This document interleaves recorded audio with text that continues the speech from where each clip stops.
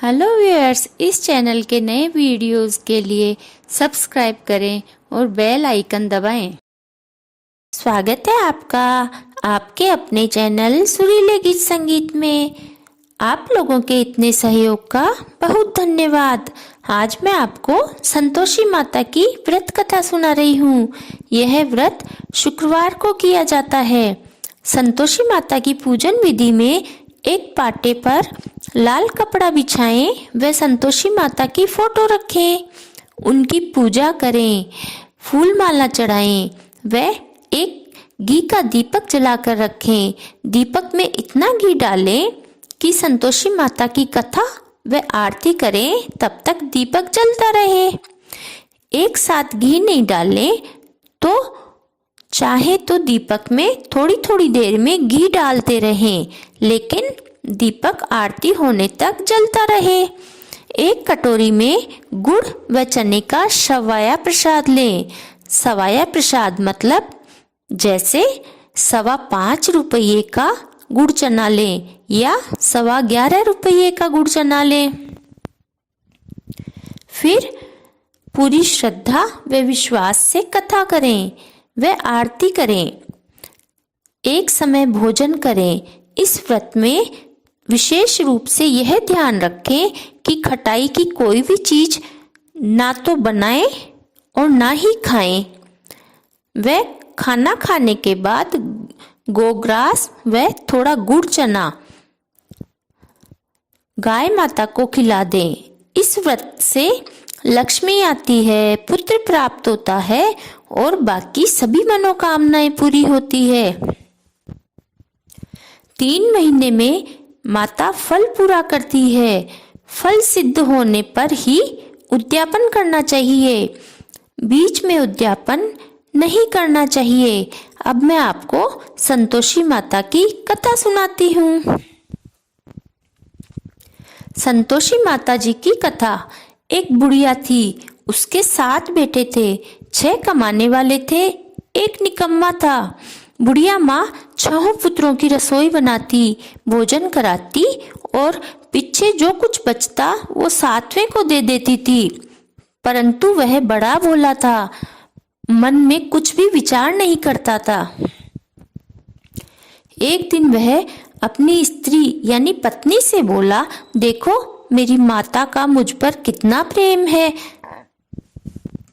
वह बोली, क्यों नहीं, इसलिए तो सबका जूठा बचा हुआ तुमको खिलाती है। वह बोला, भला ऐसा भी कभी हो सकता है? मैं जब तक आंखों से न देख लूं तब तक नहीं मान सकता। बहू ने हंसकर कहा, देख लोगे तब तो मानोगे। कुछ दिन बाद त्योहार आया।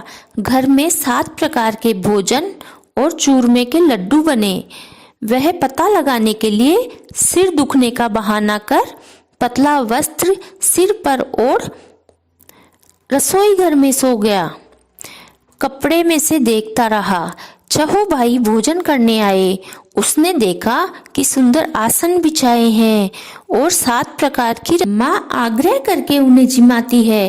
वह देखता रहा। 6 भाई भोजन करके उठे। अब बुढ़िया माँ ने उनकी थाली में से लड्डू के टुकड़े उठाए और एक लड्डू बनाया। जूठन साफ कर एक थाली 7वें बेटे की लगाई। यह सब वह अपने पतले वस्त्र जो मुख पर ओढ़ रखा था उसमें से देख रहा था। उसे बहुत आश्चर्य हुआ और दुख भी हुआ कि मेरी माँ मुझे बचा कुचा खाना खिलाती है। बुढ़िया माँ ने उसे पुकारा, उठ बेटा, 6 भाई भोजन करके गए, अब तू ही बाकी है, उठना, कब खाएगा? वह कहने लगा, मुझे भोजन नहीं करना है, मैं परदेश कमाने जा रहा हूँ। माता ने कहा, कल जाता हो तो आज ही चला जा। वह बोला, हाँ हाँ आज ही जा रहा हूँ। यह कहकर वह घर से निकल गया। चलते समय बहू की याद आई। वह गौशाला में कंडे थाप रही थी। वह जाकर बोला कि मैं परदेश कमाने जा रहा हूँ, तुम हृदय में धीरज रखकर अपना धर्म पालन करते हुए रहना। मैं कुछ दिनों बाद कमाकर आऊंगा। फिर वह बोला, मेरे पास और कुछ तो नहीं, केवल यह अंगूठी है, सो तुम इसे याद के लिए रख लो और अपनी कुछ निशानी मुझे दे दो। बहू बोली, मेरे पास क्या है, यह गोबर भरा हाथ है, और उसकी पीठ पर गोबर के हाथ की थापी मार दी। वह चल दिया। चलते चलते दूर देश में पहुंचा। वहां एक साहूकार की दुकान थी। वहां जाकर कहने लगा, भाई मुझे नौकरी पर रख लो। व्यापारी को नौकर की जरूरत थी। बोला, रह जा। लड़के ने पूछा, तनख्वाह क्या दोगे? साहूकार ने कहा, काम देखकर दाम मिलेंगे। और वह वहां पर नौकरी करने लगा। वह सवेरे 7 बजे से रात 12 बजे तक नौकरी पर जाने लगा और वहां बहुत मेहनत करने लगा और मन लगाकर काम करने लगा। थोड़े ही दिन में वह दुकान का लेन देन, हिसाब किताब, ग्राहकों को माल बेचना आदि सारा काम करने लगा। साहूकार के 7-8 नौकर थे। वह सब चक्कर खाने लगे। वह तो काफी होशियार हो गया। सेठ ने भी काम देखा और 3 महीने में ही उसे आधे मुनाफे का हिस्सेदार बना लिया। 12 बरस में वह नामी सेठ बन गया और मालिक उसके जिम्मे सारा कारोबार छोड़कर बाहर चला गया। इधर बहू पर क्या बीती, जो सुनो। सास ससुर उसे बहुत दुख देते। सारा गृहस्थी का काम करवाकर उसे लकड़ी लेने जंगल भेज देते। इस बीच घर की रोटियों के आटे से जो भूसी निकलती, उसकी रोटी बनाकर रख दी जाती और फूटे नारियल की नरेली में पानी। बहू सारा दिन गृहस्थी का काम करके तथा लकड़ी लाकर बहुत थक जाती थी। आकर वह आटे की भूसी की रोटी खाती और पानी पीती और सो जाती। इस प्रकार दिन गुजरते रहे। एक दिन वह लकड़ी लेने जा रही थी तो रास्ते में बहुत सी स्त्रियां संतोषी माता का व्रत कर रही थी। वहां खड़ी हो गई और कथा सुन पूछने लगी, बहनों, यह तुम किस देवता का व्रत करती हो और इसके करने से क्या फल प्राप्त होता है? इस व्रत के करने की क्या विधि है? यदि तुम उस व्रत का विधान मुझे समझा कर कहोगी तो तुम्हारा बड़ा उपकार मानूंगी। तब एक स्त्री बोली, यह संतोषी माता का व्रत है। इसके करने से निर्धनता का नाश होता है, लक्ष्मी आती है, मन की चिंताओं का भार दूर होता है, भविष्य में सुख आने की संभावना, मन में प्रसन्नता और शांति मिलती है। निपुत्री को पुत्र मिलता है और स्वामी बाहर गया हो तो वह शीघ्र आ जाता है। कुंवारी कन्या को मनपसंद वर मिलता है। राजद्वार में बहुत दिनों से मुकदमा चलता हो तो वह भी निपट जाता है। कलह क्लेश निवृत्त हो जाता है, सुख शांति आती है, घर में धन जमा हो जाता है, पैसे जायदाद का भी लाभ होता है, रोग दूर हो जाते हैं और भी कुछ जो मनोकामना हो वह सब इस संतोषी माता की कृपा से पूरी हो जाती है। इसमें कोई संदेह नहीं। वह पूछने लगी, यह व्रत कैसे किया जाए, यह भी बताओ तो बड़ी कृपा होगी। वह स्त्री कहने लगी, 1.25 आने का गुड़ चना लेना, इच्छा हो तो 5.25 आने का लेना या 1.25 रुपये का भी सहूलियत अनुसार लेना। बिना परेशानी, श्रद्धा और प्रेम से जितना भी बन सके सवाया लेना। 1.25 पैसे 5.25 आना तथा इससे ज्यादा शक्ति हो तो अपनी भक्ति के अनुसार लेना। प्रत्येक शुक्रवार को निराहार रहकर कथा कहानी सुननी चाहिए। इसके बीच में क्रम टूटे नहीं। लगातार नियम का पालन करना चाहिए। सुनने वाला कोई न मिले तो घी का दीपक जलाकर आगे रख लें या जल के लोटे को सामने रखकर कथा कहानी कह लें। लेकिन नियम टूटे नहीं। जब तक कार्य सिद्ध न हो नियम पालन करना चाहिए और कार्य सिद्ध हो जाने पर व्रत का उद्यापन कर देना चाहिए। 3 महीने में माता फल पूरा करती है। इसमें यदि किसी के ग्रह खोटे हों तो भी 3 बरस में अवश्य ही कार्य सिद्ध करती है। फल सिद्धि होने पर ही उद्यापन करना चाहिए, बीच में नहीं करना चाहिए। उद्यापन में 2.5 सेर के खाजा तथा इसी परिणाम में खीर तथा चने की सब्जी बनानी चाहिए। 8 लड़कों को इसमें भोजन कराना चाहिए। जहाँ तक मिले तो देवर, जेठ, भाई, बंधु या कुटुंब के लड़के लेने चाहिए। ना मिले तो रिश्तेदार या पड़ोसियों के लड़के बुला लेने चाहिए। उन्हें भोजन करा यथाशक्ति दक्षिणा देकर माता का नियम पूरा करना चाहिए। उस दिन घर में खटाई कोई नहीं खाए।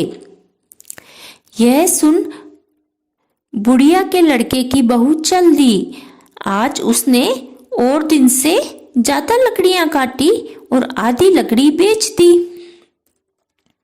और उन पैसों से गुड़ चना ले माता के व्रत की तैयारी करने लगी। आगे चली और सामने एक मंदिर देखा तो मंदिर देखकर उसने पूछा कि ये कौन सा मंदिर है? तो सब लोगों ने, यह संतोषी माता का मंदिर है। यह सुनकर माता के मंदिर में जाकर माता के चरणों में लौटने लगी। दीन हो विनती करने लगी, माँ मैं निपट अज्ञानी हूँ, व्रत के नियम मैं कुछ नहीं जानती, मैं बहुत दुखी हूँ। हे माता, हे जगजननी, मेरा दुख दूर कर, मैं तेरी शरण में हूँ। और उस दिन से शुक्रवार के व्रत करने लगी। संतोषी माता को दया आई।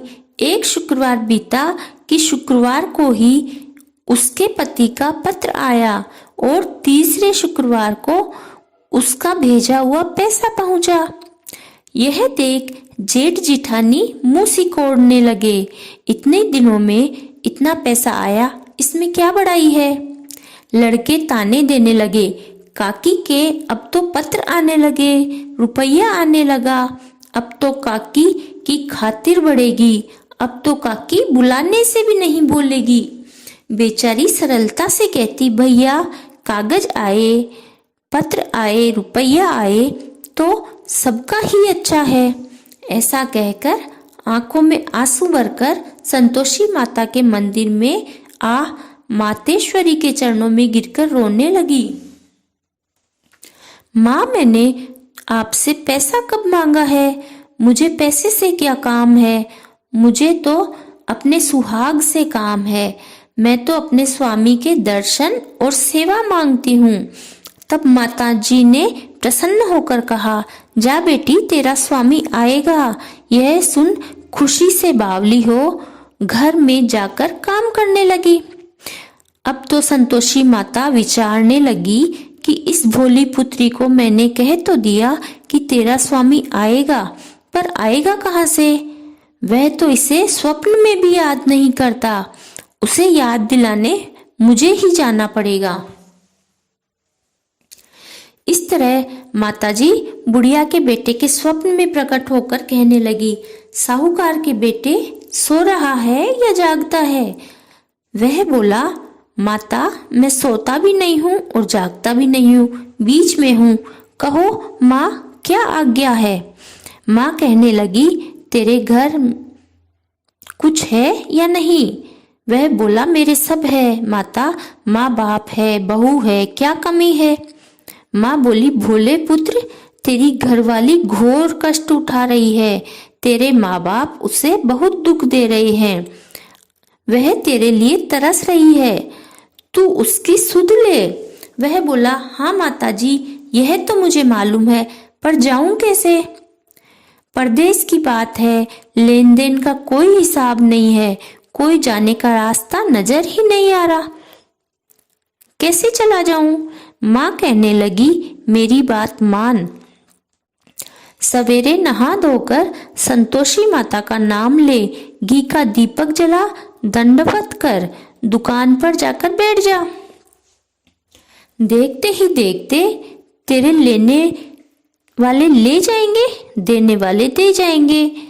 जमा करा माल सारा बिक जाएगा और सांझ होते होते धन का भारी ढेर लग जाएगा। दूसरे दिन बहुत सवेरे जल्दी उठकर उसने अपने दोस्त और बंधुओं से अपने सपने की बात कही तो वे बोले कि ऐसा भी कहीं होता है, और उसकी बात अनसुनी करके दिल लगी उड़ाने लगे। कहीं सपने भी सच होते हैं। एक बुढ़ा बोला, देखो भाई, मेरी बात मानो, इस तरह सांच झूठ करने के बदले देवता ने जैसा कहा है वैसा करने में तेरा क्या जाता है। अब वह बुढ़े की बात मान नहा धोकर संतोषी माता को दंडवत प्रणाम कर घी का दीपक जला काम पर जा बैठता है। थोड़ी देर में क्या देखता है, देने वाले रुपया लाने लगे, लेने वाले कोठों में भरे सामानों के नकद दाम दे सौदा करने लगे। शाम तक धन का ढेर लग गया। मन में माता का नाम ले उनका चमत्कार देख प्रसन्न हो जाने के वास्ते गहना, कपड़ा आदि सामान खरीदने लगा। यहाँ के काम से निपटकर तुरंत घर को रवाना हुआ। वहाँ बहू बेचारी जंगल में लकड़ी लेने जाती है। लौटते वक्त माताजी के मंदिर पर विश्राम करती है। वह तो उसका रोज का रुकने का स्थान जो ठहरा। दूर धूल उड़ती देख वह माताजी से पूछती है, हे माँ, यह धूल कैसी उड़ रही है। माँ कहती है, पुत्री, तेरा पति आ रहा है। अब तू ऐसा कर, लकड़ियों के 3 बोझ बना, एक नदी किनारे रख, दूसरा मेरे मंदिर पर और तीसरा अपने सिर पर रख। तेरे लकड़ी का गट्ठा देखकर उससे मोह पैदा होगा। वह यहाँ रुकेगा, भोजन आदि बनाकर खाकर माँ से मिलने जाएगा। तब तू लकड़ी का बोझ उठाकर जाना और बीच चौक में गट्ठा डालकर 3 आवाज जोर से लगाना, लो सासू जी, लकड़ियों का गट्ठा लो, भूसी की रोटी दो, नरेली के खोपड़े में पानी दो, आज मेहमान कौन आया है। बहू बहुत अच्छा कहकर वह प्रसन्न मन से लकड़ियों के 3 गट्ठे ले आई। एक नदी पर, एक माताजी के मंदिर पर रखा। इतने में ही एक मुसाफिर आ पहुंचा। लकड़ी देख उसकी इच्छा उत्पन्न हुई कि अब यहीं पर मुकाम डालें और भोजन बनाकर खा पीकर गांव जाएं। इस प्रकार रुककर भोजन बना विश्राम कर वह गांव को गया। वहां पर सबसे प्रेम से मिला। उसी समय उसकी बहू सिर पर लकड़ी का गट्ठा लिए उतावली सी आती है। लकड़ी का भारी बोझ आंगन में डालकर जोर से 3 आवाज देती है, लो सासू जी, लकड़ियों का गट्ठा लो, भूसी की रोटी दो, नारियल के खोपड़े में पानी दो, आज मेहमान कौन आया है। यह सुनकर उसकी सास बाहर आ अपने दिए हुए कष्ट को बुलाने के हेतु कहती है, तेरा मालिक ही तो आया है, आ बैठ, भात खा, भोजन कर, कपड़े गहने पहन। इतने में आवाज सुनकर उसका स्वामी बाहर आता है और अंगूठी देख व्याकुल हो जाता है और माँ से पूछता है, माँ, यह कौन है। माँ कहती है, बेटा, यह तेरी बहू है। आज 12 वर्ष हो गए जब से तू गया है, तब से सारे गांव में जानवर की तरह भटकती फिरती है, काम काज कुछ करती नहीं, 4 बार आकर खा जाती है। अब तुझे देखकर भूसी की रोटी और नारियल के खोपड़े में पानी मांगती है। वह लज्जित होकर बोला, ठीक है माँ, मैंने इसे भी देखा है और तुम्हें भी देखा है। अब तुम मुझे दूसरे घर की ताली दो, मैं उसमें रहूंगा।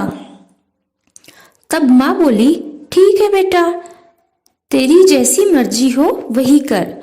यह कहकर ताली का गुच्छा पटक दिया। उसे लेकर दूसरे मकान में जा तीसरी मंजिल के ऊपर का कमरा खोला, सामान जमाया। एक ही दिन में वहां राजा के महल जैसे ठाट बाट हो गए।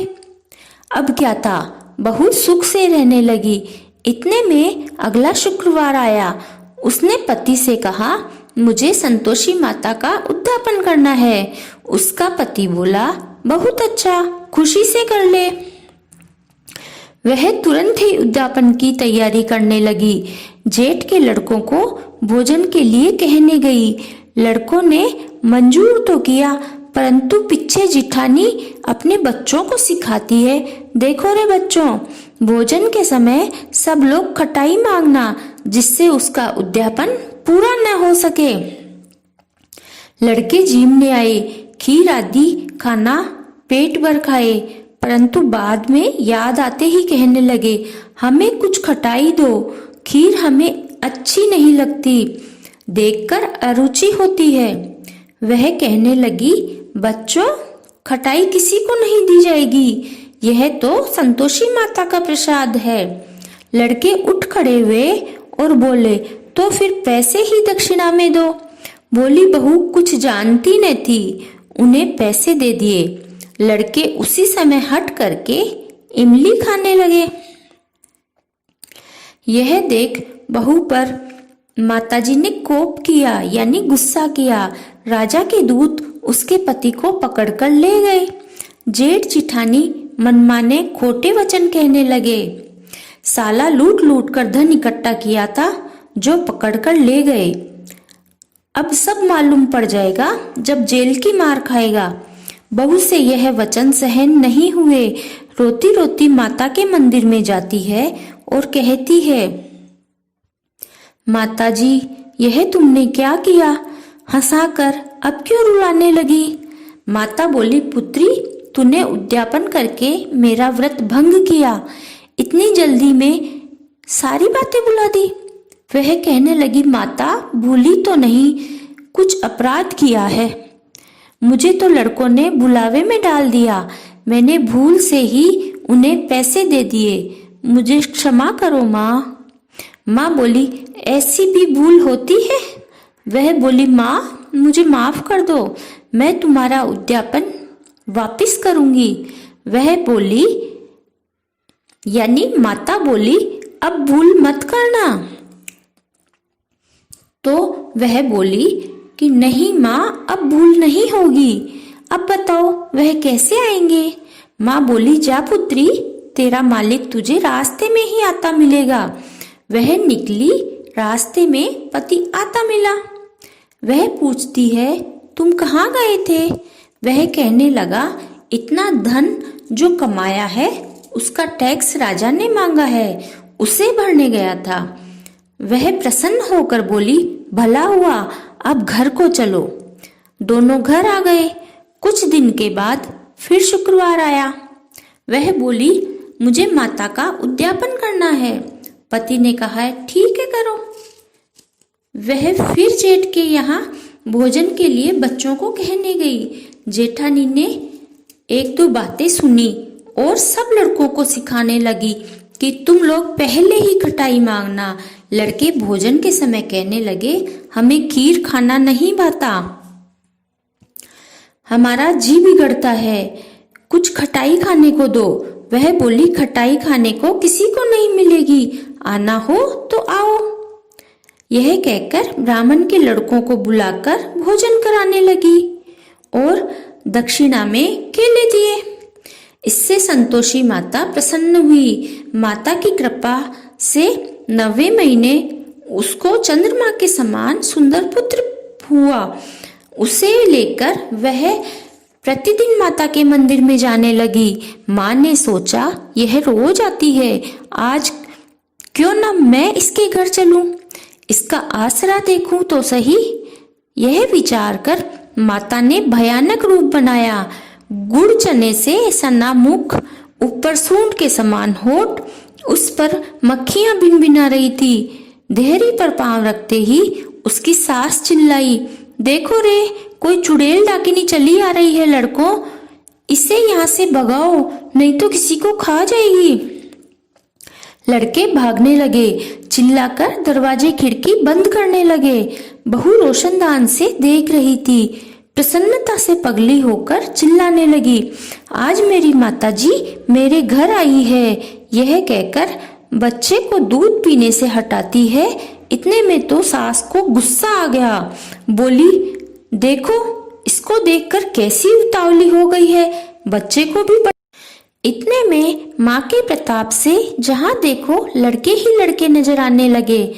वह सास से बोली, जिसका व्रत मैं करती हूँ यह वही संतोषी माता है।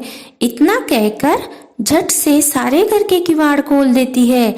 सबने माँ के चरण पकड़ लिए और विनती कर कहने लगे, हे माता, हम मूर्ख हैं, अज्ञानी हैं, तुम्हारे व्रत की विधि हम नहीं जानते। तुम्हारा व्रत भंग करके हमने बहुत बड़ा अपराध किया है। हे जगमाता, आप हमारा अपराध क्षमा करें। यह सुनकर माता बहुत प्रसन्न हुई। हे संतोषी माता, जैसे बहू को प्रसन्न हो फल दिया, वैसे हे संतोषी माता सबको फल देना। बोलो संतोषी माता की जय।